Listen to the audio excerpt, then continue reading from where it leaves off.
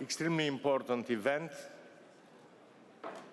All EPP peoples are looking to us to see the future President of European Commission, and for sure we'll decide today not only the winner of our Congress, but the winner on the future elections. I'm very convinced that Michel or Jean-Claude will be the next president of one of them will be the next president of European Commission.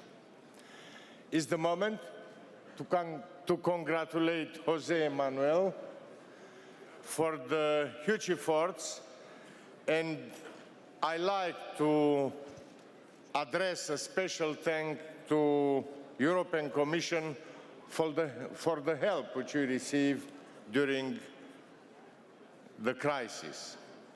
Romania was at one certain moment in a difficult situation. With the assistance of the Commission, we succeed now to be one of the countries with the largest growth in GDP.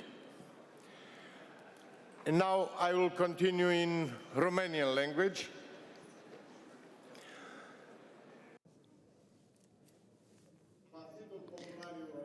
The EPP was the party that has assumed the crisis, has taken the crisis upon its shoulders.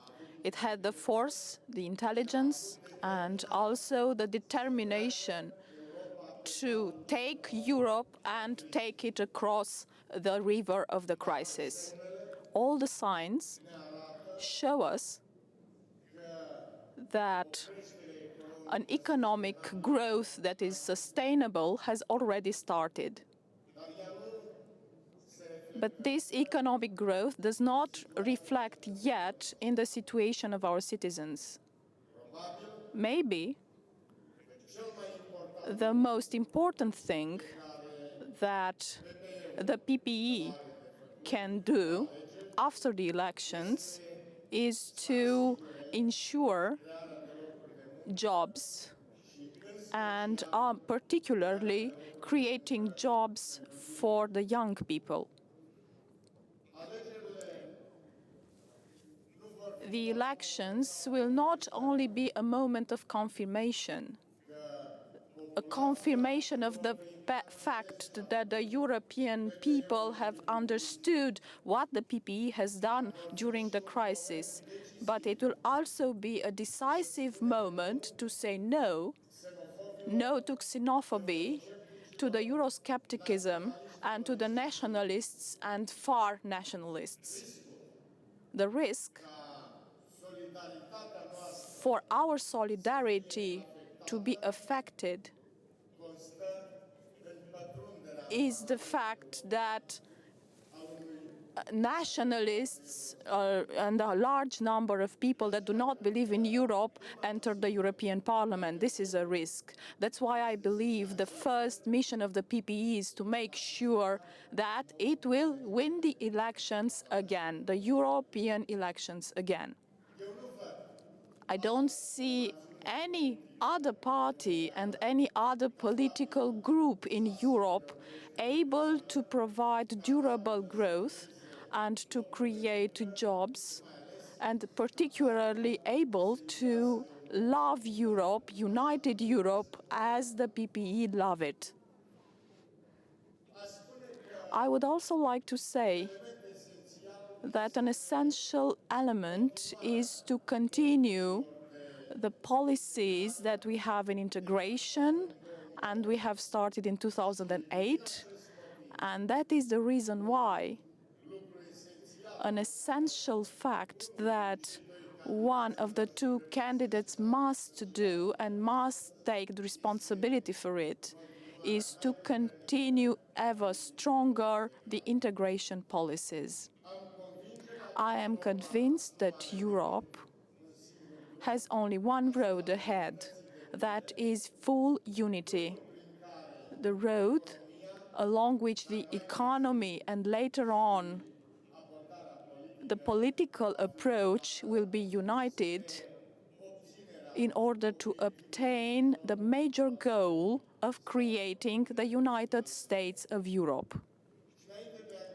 And last but not least, I would like to make 2 points about the situation in the Eastern Partnership. Many people believe that the process of the countries from the Eastern Partnership that are getting closer to the European Union is as easy as it was during the times when countries such as Hungary, Poland, the Czechoslovakia, then Czechoslovakia, Romania, Bulgaria, and all the other former communist countries went towards the European Union. And I would like to say it now, here, because I know it, and we have the experience to say it, because we are placed at the border of the European Union. This is not so. All the countries of the former USSR have a strong opposition to the pro-European trend. And we have seen it in Ukraine, we are witnessing it in Moldova, and we have seen it in Armenia as well. And maybe we will see it in Georgia as well. That's why I want to draw your attention on the fact that, on the one hand, these countries have this opposition against the road westward, and on the other hand, they have Moscow. And Moscow lets very hard go the idea that these countries are no longer its countries. I believe we have this obligation now, when the situation in Ukraine is dire, to say to our friends in Moscow, please let each country set its own road according to its people's desire to set the future on their own. Thank you very much.